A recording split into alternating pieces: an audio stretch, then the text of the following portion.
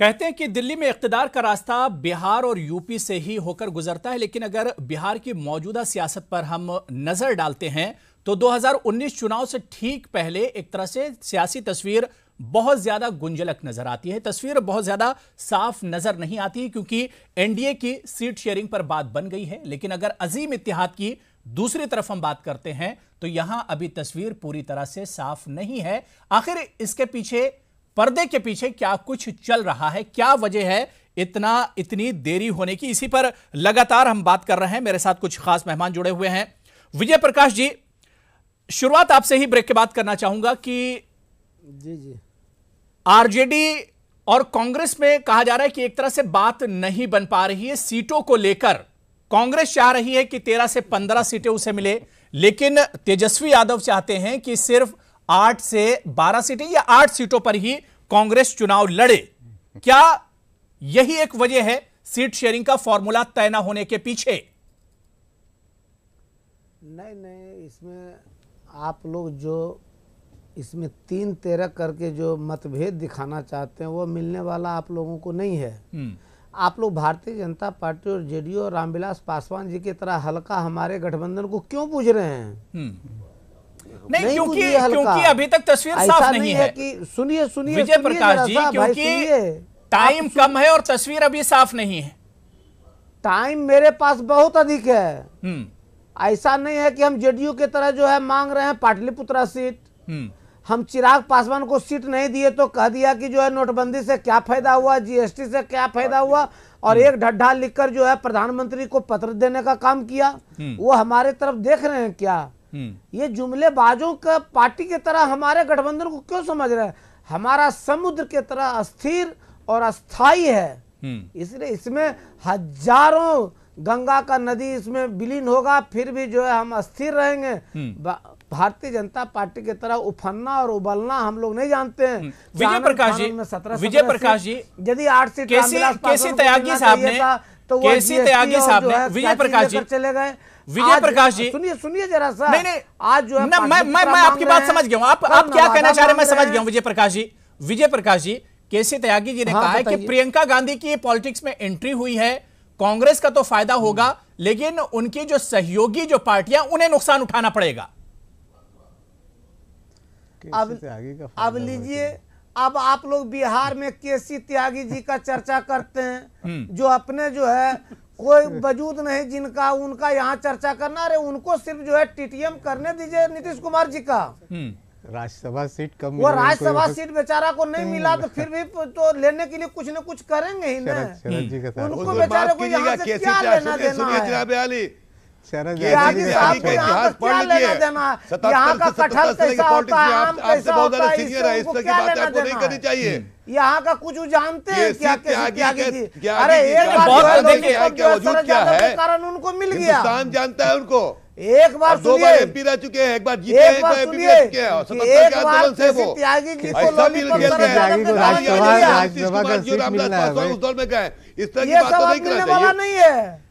एक चीज है अफजल साहब, अफजल अब्बास साहब, कोई फायदा नहीं है। अफजल अब्बास साहब, विजय प्रकाश जी अब सुन लीजिए, विजय प्रकाश जी सुन लीजिए, नहीं है। देखिए विजय प्रकाश जी, महागठबंधन एक है। विजय प्रकाश जी, आप तो कह रहे हैं कि भाई केसी त्यागी को आप कुछ नहीं मान रहे, लेकिन उनकी बात आपको बहुत चुभ रही है।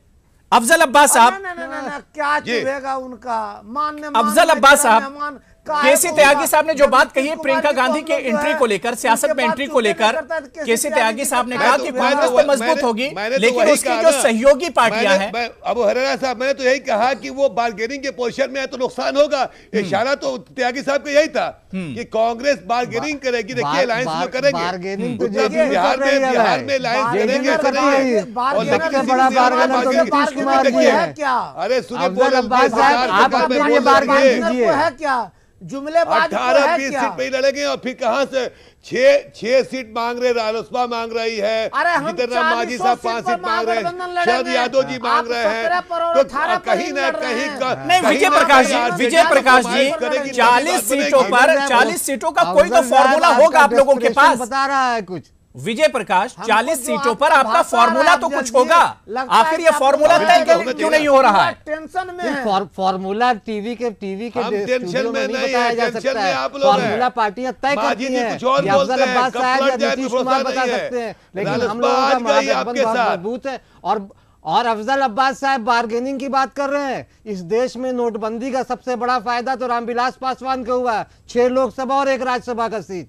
तो बार्गेनिंग, उससे बड़ा बार्गेनर कौन है? रामविलास पासवान 6 रोड में 7 सीट पर लड़े भी थे, क्या बात कर रहे हैं? रामविलास पासवान 7 सीट पर लड़े थे, 6 सीट जीते थे, आपको 3 सीट मिला था। में नोटबंदी और का आप सबसे हमारे बड़ा यहाँ तो बात फायदा करें, 6 लोकसभा इसके पहले सीट, 1 चुनाव में राज्यसभा की सीट 25 सीट पे हम लड़े थे, फजल इमाम 15 साहब, सीट बीजेपी लड़ी थी। फजल इमाम, फजल इमाम, खत्म। फजल इमाम, अरे अफजल आप अब्बास क्यों साहब भाग गए? बार्गेनिंग की क्यों बात छोड़ के इस भाग वजह गए से आप? कर रहे हैं अरे क्योंकि आपको जेडीयू तो को सीधे राजनीति जेडीयू नहीं। को सीट शेयरिंग में बहुत फायदा हुआ है। आपको कितना मिले जा रहा है? जेडीयू को सीट क्यों शेयरिंग छोड़ में के फायदा भागे? हुआ है। किसे? जेडीयू को सीट शेयरिंग में फायदा हुआ है। अभी जो एनडीए का सीट शेयरिंग का जो वही फॉर्मूला तय हुआ है, बार्गेनिंग, बार्गेनिंग, वही बार्गेनिंग। 2 सीट सीट लोकसभा में जीतने वाले, हम तो नुकसान में, 2 अगर हम सीट इंडिया में लोकसभा होते तो में 25 जीतने सीट वाले पे बार्गेन लड़ते। कर रहे हैं कि हम इससे बड़े पहले भाई 25 हैं। सीट पे लड़ते, बीजेपी 15 सीट पे लड़ी थी।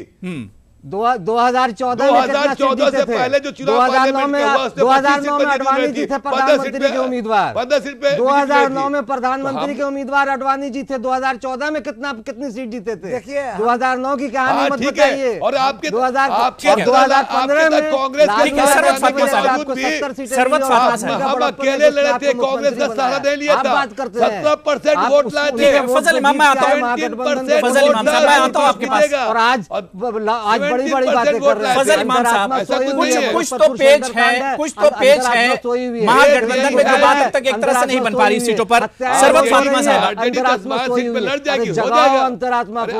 फजल इमाम साहब, सुन लीजिए। हो जाएगा कल। फजल इमाम साहब, बाहर के इस राज्य में बाहर नहीं है ये। बाहर अगर है तो हमको पहले वाला बाहर चाहिए।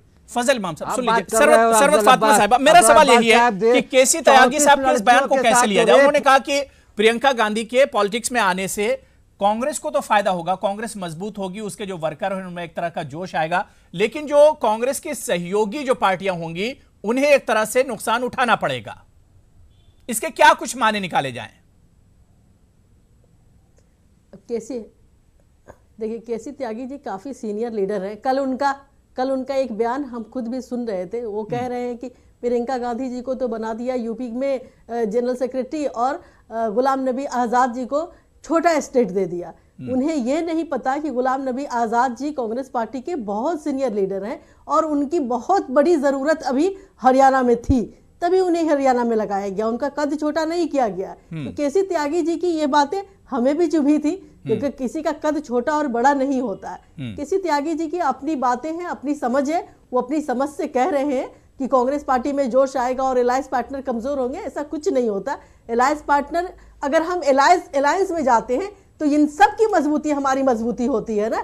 इसमें कमजोर और मजबूत कौन सा हो जाता है? रहा सवाल बिहार के सीट शेयरिंग पे, अभी बहुत बहस हो रही थी। 8 सीट पे समझौता कर बिहार में जो भी हमारे सहयोगी हैं, चाहे शरद यादव जी हो, एक मिनट, चाहे शरद यादव जी हो, चाहे कुशवाहा जी हो, चाहे सहनी जी हो, चाहे तेजस्वी जी हो, चाहे राहुल गांधी जी हो, सब एक से एक मैच्योर पॉलिटिशियन है। हमें नहीं लग रहा है कि कहीं भी कोई भी इफ बट है, बल्कि हमें तो ऐसा लग रहा है कि इन लोगों ने आपस में फार्मूला तय कर रखा हुआ है जो वक्त आने पे सामने दे देंगे। ठीक है, मैं विप्लव आपके पास आता हूं, लेकिन उससे पहले फजल इमाम साहब कि क्या फजल इमाम साहब, मेरा सवाल यही है कि प्रियंका गांधी की अगर पॉलिटिक्स में अब आ गई हैं, क्या यूपी की तरह से बिहार में जो कांग्रेस के जो वर्कर हैं, क्या उनमें भी एक जोश आएगा? और जो सहयोगी पार्टियां हैं, चाहे आप लोग आरएलएसपी हो या आरजेडी हो, जो सहयोगी पार्टियां जो भी आपकी हैं महागठबंधन की, उनमें भी एक तरह से उसे भी मजबूती मिलेगी प्रियंका जी के एंट्री के बाद? जाहिर तौर पर देखिए, प्रियंका जी एक कांग्रेस की बड़ी लीडर बन के आई हैं। बिहार उत्तर प्रदेश में मानता हूँ कि कांग्रेस सिर्फ बिहार उत्तर प्रदेश तक सीमित नहीं है, वो एक राष्ट्रीय पार्टी है, देश के सारे हिस्सों में है। और प्रियंका गांधी के आने से देशव्यापी उनको फायदा होगा, इसमें कहीं कोई दो राय नहीं। और केसी त्यागी के बयान पे आपने बात की। केसी त्यागी जी बहुत इस तरह के बयान वो देते रहते हैं, इसलिए हम बहुत ज़्यादा उनके महत्व नहीं। लेकिन प्रियंका गांधी का आना उत्तर प्रदेश, और आप ये मत भूलिए कि प्रियंका गांधी को पूर्वी उत्तर प्रदेश का इंचार्ज बनाया गया, जहां बनारस लोकसभा सीट भी आता है। आप इस चीज़ को याद रखिए, कांग्रेस की रणनीति, उनकी घेरेबंदी को याद रखिएगा, भाजपा के लिए बहुत परेशानी पैदा करेगी। प्रियंका गांधी का आना नरेंद्र मोदी के लिए बहुत परेशानी करेगा। वज़ीर आज़म ज़रूर है हमारे, लेकिन वो पूर्वी उत्तर प्रदेश बहुत बड़ा मैसेज कांग्रेस ने दिया अपने कार्यकर्ताओं को, और साथ में बिहार लगा हुआ है, बिहार छटा हुआ है, तो दोनों प्रदेश में एक बड़ा मैसेज दिया है। और भाजपा के लिए बहुत आसान नहीं होगा, 40 सीट आती है पूर्वी उत्तर प्रदेश से जनाब, तो 40 सीटों पे बहुत देखिएगा, बहुत दिलचस्प मुकाबला होगा, और कांग्रेस वहाँ एक पावर के तौर पर उभरेगी। बिहार में हम लोग महागठबंधन में है, और महागठबंधन में यकीन की, क्योंकि बहुत सारी चीज चैनलों के स्टूडियो में बैठ के तय नहीं हो सकती है, सीटें कितनी मिलेंगी, हम कितना हमारे साथ हम वो तो आने वाले दिनों में पता चल जाएगा। फजल इमाम साहब, वो तो आने वाले दिनों में पता चल जाएगा क्या खीर पक रही है, खिचड़ी बन रही है महागठबंधन में, खीर बन रही है, खिचड़ी बन रही है, वो तो आने वाले दिनों में पता चल जाएगा। खीर भी बना रहे हैं, खिचड़ी वो पकाते हैं, खिचड़ी जेडीयू और बीजेपी वाले और लोजपा वाले मिल रहे हैं। प्रियंका गांधी वाकई में एक बड़ा फैक्टर होंगी महागठबंधन के लिए। बीजेपी कैसे देख रही, क्या यूपी के साथ साथ प्रियंका गांधी का असर बिहार पॉलिटिक्स पर भी पड़ेगा? कांग्रेस मजबूत होगी, उसकी जो सहयोगी पार्टियां वो मजबूत होंगी।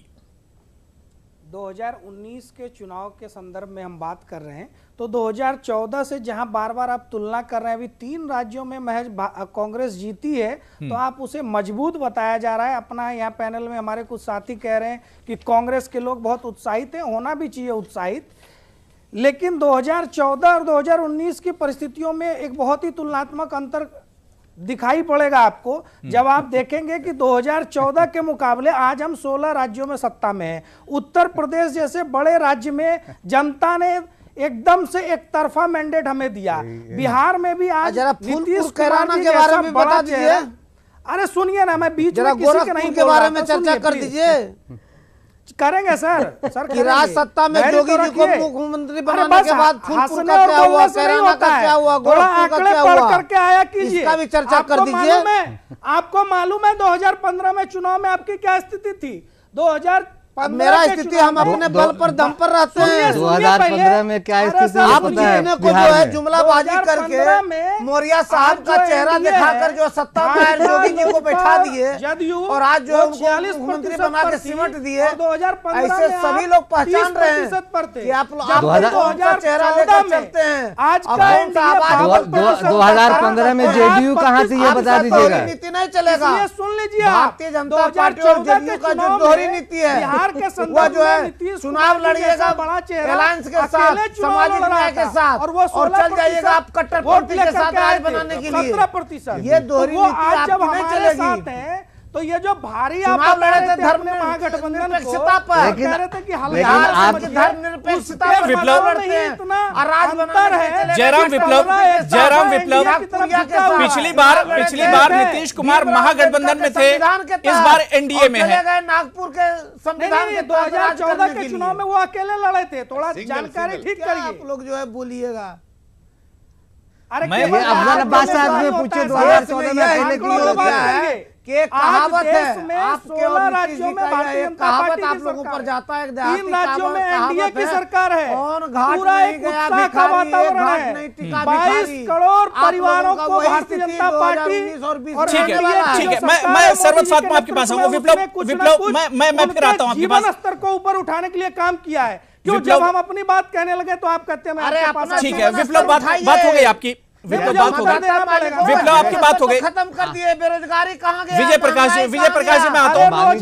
जावेद अहमद जावेद साहब आप हिम्मत तो सुनिए, केवल बनाने के लिए टीवी पर मत आइए सर। जयराम विप्लव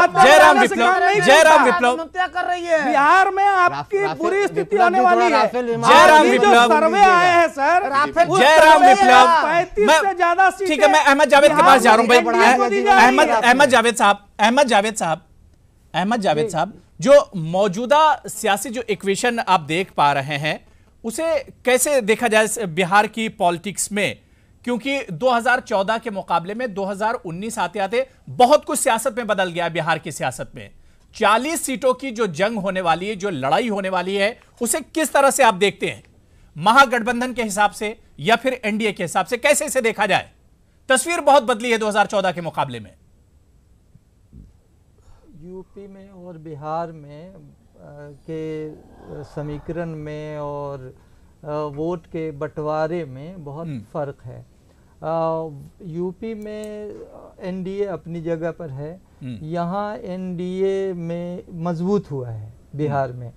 तो एनडीए के मजबूत हो जाने से जो 2014 के इलेक्शन में एनडीए इतना मजबूत नहीं था, असेंबली के इलेक्शन में एनडीए इतना मजबूत नहीं था जितना मजबूत अब हुआ है यहाँ।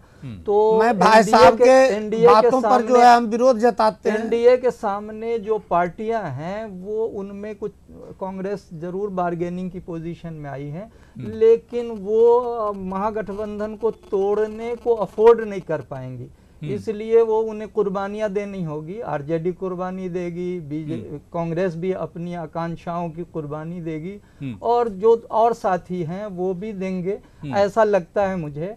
और वोट बैंक जो है वो भी शिफ्ट हुआ है, क्योंकि इधर वोट बैंक के लिहाज से इस तरफ भी शिफ्ट हुआ है कि एनडीए का जो जेडीयू का वोट था वो काफी हद तक आरजेडी और कांग्रेस की तरफ शिफ्ट हुआ है। इसी तरह से बीजेपी का जो वोट बैंक है उसमें से शिफ्ट नजर आता है कि वो कांग्रेस की तरफ काफी 30 सेकंड में अहमद जावेद साहब 30 सेकंड में बताइए कि क्या प्रियंका गांधी की एंट्री, क्या प्रियंका गांधी बिहार में भी बड़ा फैक्टर होंगी?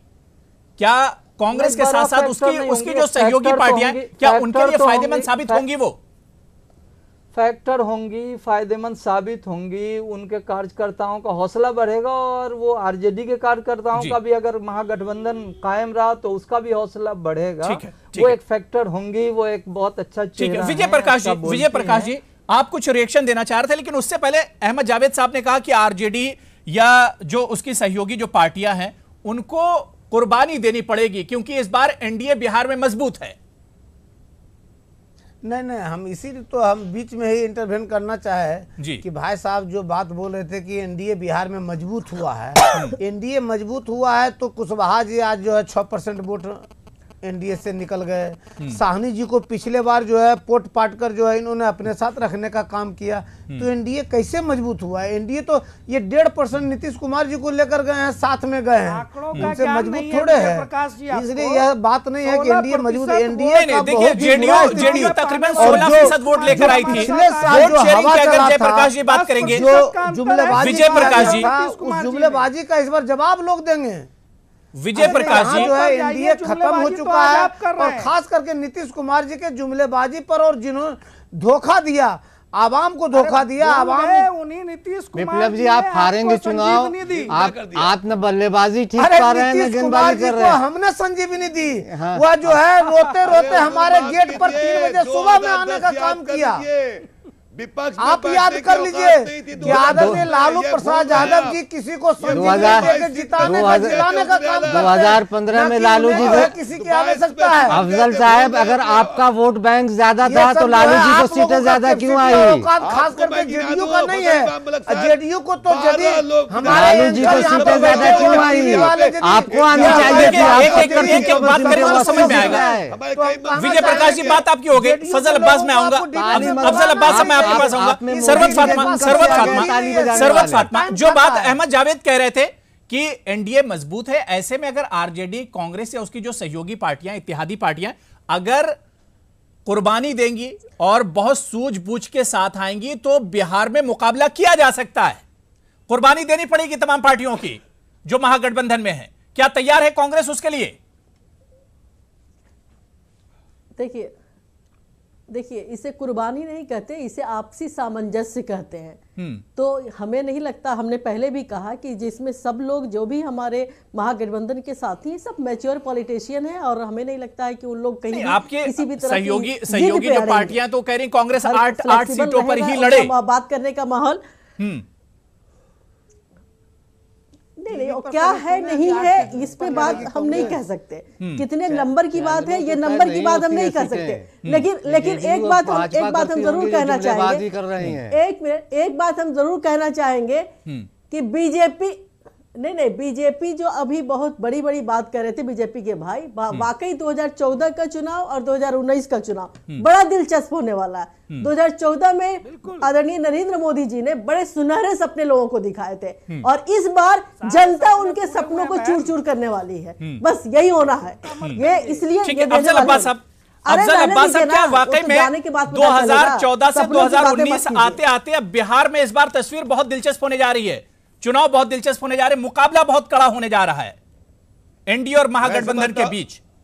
मैं समझता हूं कि बिहार में कोई लड़ाई नहीं है, एक तरफा क्लीन स्वीप करेंगे हम। और रहा सवाल बिहार की आवाम, देश की आवाम 25 लाख करोड़ बजट हाथ में देगी, हिंदुस्तान की आवाम जरूर सोचेगी। विश्वसनीयता खत्म हो गई, आप क्या बात करते हो बिहार की? ठीक है, जल्दी से रिएक्शन दीजिए। सब एक साथ मत जवाब दीजिए, 25 लाख फजल इमाम सब एक साथ मत बोलिए, सब एक साथ मत बोलिए। मैं आप वाइंड अप फिर कर दूंगा, मैं वाइंड अप कर दूंगा। फजल इमाम घोटाला किए हैं, 5 साल कपड़ा बांध के जाते थे और घोटाला कर लिए हैं। ठीक है, फजल इमाम साहब की सरकार, यूपीए की सरकार को जनता ने बाहर किया था सत्ता से। फजल इमाम साहब, जो बात अफजल अब्बास साहब कह रहे हैं कि सफाया हो जाएगा महागठबंधन का, क्लीन स्वीप करेगा एनडीए, डेमोक्रेसी में होता बिहार में है कि वही जनता आपको बाहर करेगी। गालिब, शर्म तुमको मगर नहीं आती।